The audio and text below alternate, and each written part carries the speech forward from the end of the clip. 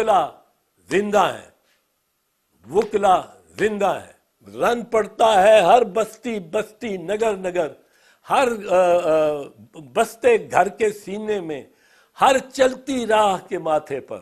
ہم نے اس معاملے کو اگر ضرورت پڑی تو ہر چلتی راہ اور ہر گھر کے سینے میں لے کے جانا ہے، کیونکہ وکلا زندہ ہیں، وکلا زندہ ہیں۔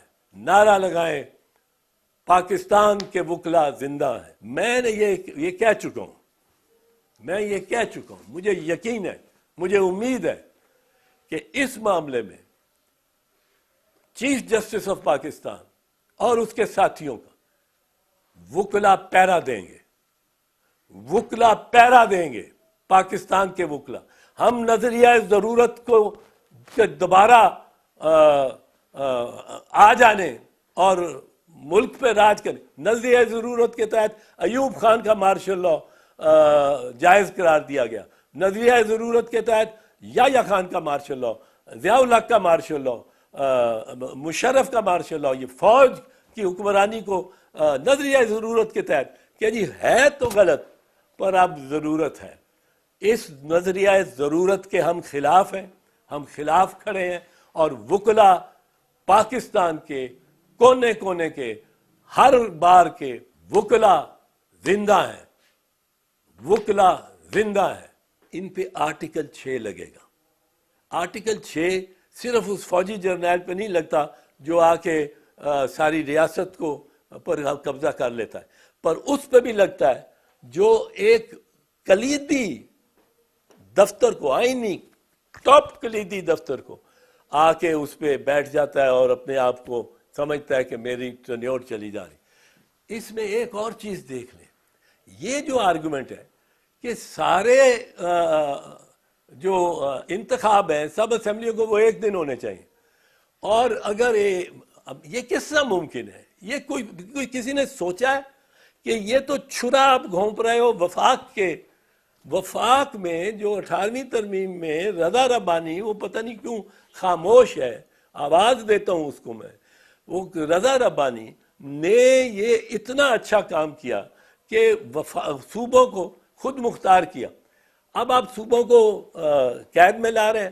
ایک صوبہ ہے خیبر پختونخوا، وہ اپنے چیف منسٹر سے تنگ آ گیا، وہ چیف منسٹر کو ووٹ آؤٹ کرتا ہے، اس کے بعد کوئی اور ووٹ نہیں لے سکتا، پورے نہیں ہوتے، اور یہ اسمبلی ڈیزالو ہوتی ہے، یا گورنر کسی چیف منسٹر کو کہتا ہے کہ تمہارے پاس نہیں ہے میجورٹی، تم دکھاؤ، اسمبلی اس کے بعد ڈیزالو ہوتی ہے۔ اب جب اسمبلی ڈیزالو ہو گئی، یہ حق تو صوبائی چیف منسٹر کا ہے۔ یہ کس طرح اس کو فون کر کے کہے گا اسپیکر کہ جی ہماری اسمبلی تو ڈیزالو ہو گئی ہے، تو باقی 4 اسمبلیاں چونکہ ان میں سے کوئی ڈیزالو نہیں ہوئی، ایک ہی دن ہوں گے الیکشن، وہ 3 سال بعد ہوں گے، اس وقت تک ہم نگرانوں کو چلا رہے ہیں، اور نگران تو بہروپیے ہوں گے اس دن، نگران تو 91 دن کے بعد بہروپیے ہوں گے۔ اور میں یہ سمجھتا ہوں، مجھے بڑا اچھا یہ نوجوان لگتا ہے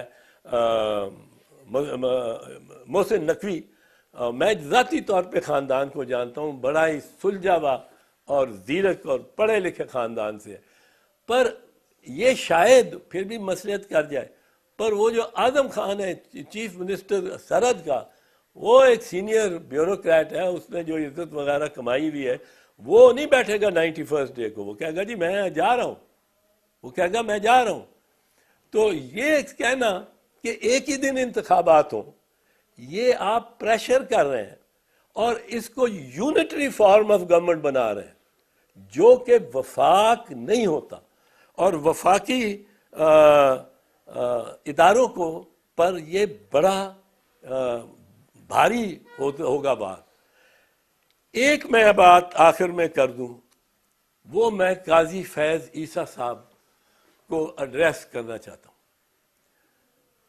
قاضی صاحب ایک دبنگ دلیر چیف جسٹس رہا ہے بلوچستان کا، اور ایک دبنگ دلیر سپریم کورٹ کا جج ہے، اور بہت عزت ہے اس کی میری نگاہ میں ان میں سے تھا جس نے سجیسٹ کیا تھا یہ آج میں بتا رہا ہوں.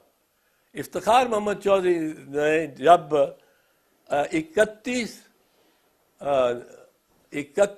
جولائی 2008 کو فیصلہ دیا، 2009 کو فیصلہ دیا جس سے سارے پی سی او ججز کو فارغ کیا گیا، تو یہ بلوچستان کی سارے کا سارا ہائی کورٹ یہ فارغ ہو گیا. اب اس کو ریکانسٹیٹیوٹ کرنا تھا. چوہدری صاحب میرے سے بڑا مشورہ کرتے تھے اس زمانے میں، بہت مشورہ کرتے تھے. میں نے ان کو کہا کہ قاضی یہ عیسیٰ جو فیض عیسیٰ جو ہے، اس کو میں جانتا ہوں، تھوڑا ملا ہوں، پر بڑا سلجھا ہوا آدمی ہے اور وکیل ہے، اور اس کا ایک نام ہے، اس کا ایک خاندان ہے، اس کا ایک شجرہ ہے، فخر کرتے ہیں پاکستان جس پہ. اس کو آپ چیف جسٹس لے لیں آپ نے ڈائریکٹ. چیف صاحب ذرا یہ گھبراتے تھے کہ ڈائریکٹ کیسے لوں. میں نے کہا طفیل علی عبد الرحمان چیف جسٹس ہوئے تھے سندھ ہائی کورٹ کے، the best of the Sindh high court ججز، امنگ دا بیسٹ. اور منظور قادر صاحب، شیخ منظور قادر صاحب لاہور کے چیف جسٹس ڈائریکٹلی ہوئے تھے، سیدھا ہی. تو اس کو بھی کریں، ہی ڈیزروز اٹ. اور یہ بنے، اور انہوں نے، میں I am proud of it. میرے خلاف بھی ایک آدھ فیصلہ کیا، پر بہت اچھا فیصلہ اور دلیرانہ.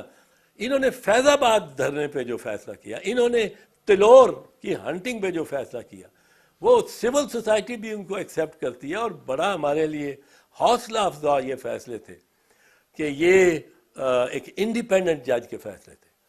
میں اب کہنا چاہتا ہوں قاضی صاحب، یہ عمر عطاب بندیال کے پر نہیں کاٹے جا رہے، یہ آپ کے پر بھی کاٹے جا رہے ہیں. یہ جانتے ہیں، یہ بڑے خوش ہیں، مطمئن ہیں کہ جب پر کاٹیں گے عمر عطاب بندیال کے تو قاضی صاحب بھی آئے گا، اور اس کے پر کاٹنے قاضی صاحب کے زیادہ ضروری ہوں گے. عمر تو پھر کسی حد تک ریسٹرینٹ کا آدمی ہے، آپ تو فل جورسڈکشن کو استعمال کرنے کہ، اور جورسڈکشن کو ایکسپینڈ کرنے والے جج ہیں، جو کہ جج میں خوبی سمجھی جاتی ہے، جج میں خوبی سمجھی جاتی ہے. تو آپ یہ دیکھیں کہ آپ کو یہ جو زنجیریں آج باندھی جا رہی ہیں چیف جسٹس آف پاکستان کے پیروں میں، یہ آپ کو ورثے میں ملیں گی.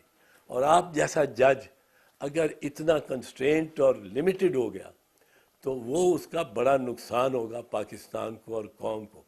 آپ اس میں نہ، اس ٹریپ میں نہ آئیں، اور آپ کے دوست بھی اس ٹریپ میں نہ آئیں. ان میں سے ایسے لوگ ہیں جو میں سوچتا ہوں کبھی نظریہ ضرورت کے ساتھ نہیں کھڑے ہو سکتے، لیکن دانستہ اور غیر دانستہ طور پہ وہ اس وقت نظریہ ضرورت کے خلاف اور چیف جسٹس منیر کی وراثت میں کھڑے ہیں، وارثوں میں کھڑے ہیں. اور جبکہ عمر عطاب بندیال، اور آپ کو اس کے ساتھ ہونا چاہیے، عمر عطاب بندیال اس وقت اس بحث میں وہ کھڑا ہے آئین کے ساتھ، اور وہ وارث ہے جسٹس اے آر کارنیلیس کا. یہاں یہ ہمیں پرابلم ہے. اب ایک آخری بات میں آپ سے کر دوں، اور اس کے بعد میں آپ سے نعرہ لگوانا چاہتا ہوں.